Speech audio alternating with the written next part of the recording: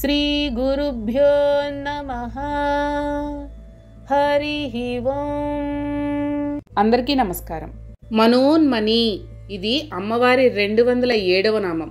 ఇది 4 అక్షరాల నామం. ఈ నామంతో అమ్మవారికి నమస్కారం చేసేటప్పుడు మనోన్మన్యై నమః అని చెప్పాలి. మన అంటే మనన స్థితిలో అని అర్థం. ఉత్ అంటే మేల్కాంచిన అని అర్థం. మణి అంటే మననము చేయబడునట్టి ఆమె అని అర్థం. మనోన్మణిలో ముందు ఉన్నది మనస్ పదం కాదు, అది మననమునకు సంబంధించిన పదం. ఈ మననము అన్న పదానికి మూలధాతువు నా. ఈ ధాతువు నుండి వచ్చిన పదమే ఆమ్నాయము. ఒక్క మారుగా ఒక్క స్థితిలో దర్శనమివ్వడాన్ని ఆమ్నాయము అంటారు. ఆంగ్లంలో దీనిని రెవల్యూషన్ అంటారు. ఈ పదానికే శృతి అని అర్థం. స్మృతి అని వేరే పదం ఉంది, దాన్ని ఆంగ్లంలో రీకలెక్షన్ అంటారు.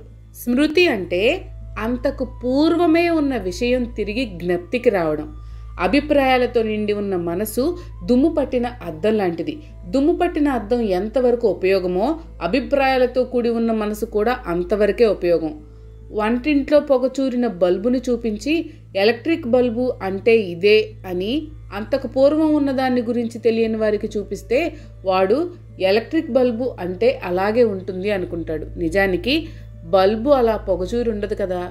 అలా కాకుండా స్వచ్ఛంగా, అంటే ఏ విధమైన ఇతర అభిప్రాయాలు, ఇతర ఆలోచనలు లేదా వృత్తులు లేకుండా ఉన్న చిత్తంతో మననం చేస్తున్నప్పుడు మననం చేయబడేది ఒక్కసారి మెలకువ వచ్చినట్లు దర్శనమిస్తే అలా మేల్కాంచి దర్శనమయ్యేది అని ఈ నామానికి అర్థం.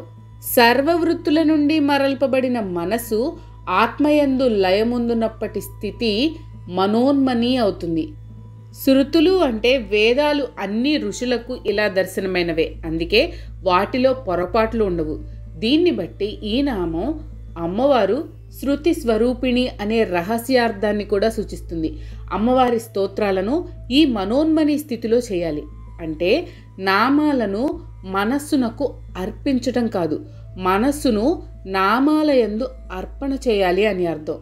రుద్ర సూక్తంలో ఈ మనోన్మన ప్రసక్తి వస్తుంది. ఎక్కడ అంటే వామదేవాయ నమో జ్యేష్ఠాయ అంటూ మొదలై మనోన్మనాయ నమః అని శివుని పంచముఖ ధ్యానం చేసేటప్పుడు వస్తుంది. భ్రూమధ్యం నుండి శిరస్సు ఉపరితలం మీదుగా అనగా నుదురు మీదుగా పైకి మధ్య పాపిట త్రోవలో పోతూ ఉంటే మాడొస్తుంది. దీన్నే బ్రహ్మరంధ్రము అంటారు. ఈ బ్రహ్మరంధ్రానికి క్రిందుగా ఉండే స్థానాన్ని మనోన్మణి అంటారు. దీన్ని రుద్రుని యొక్క వక్త్రము అంటే నోరు అని కూడా అంటారు.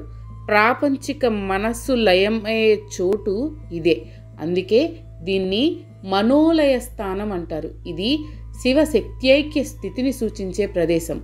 మనోన్మణి అనేది ఒక రకమైన ముద్రా లక్షణానికి స్థితికి కూడా పేరు.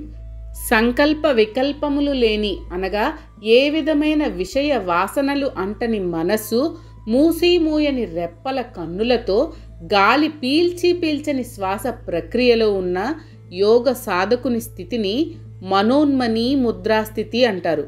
మొత్తం మీద ఈ నామానికి ఈ రకంగా అర్థాలు చెప్పుకోవచ్చు. మనన స్థితి రాగా దాని నుండి మేల్కాంచిన మననము చేయబడినట్టి ఆమె అని అర్థం. రెండవది శృతి స్వరూపిణి అని అర్థం. మూడవది మనోన్మణి ముద్రారూపిణి అని అర్థం. శ్రీమాత్రే నమః. మీకు కనుక ఈ వీడియో నచ్చినట్లయితే లైక్ చేయండి. అలాగే మీ ఫ్యామిలీ అండ్ ఫ్రెండ్స్కి షేర్ చేయండి. ఛానల్లో కొత్త నోటిఫికేషన్స్ కోసం సబ్స్క్రైబ్ చేయండి. అలాగే పక్కనే ఉన్న బెల్ ఐకాన్ని ట్యాప్ చేయండి.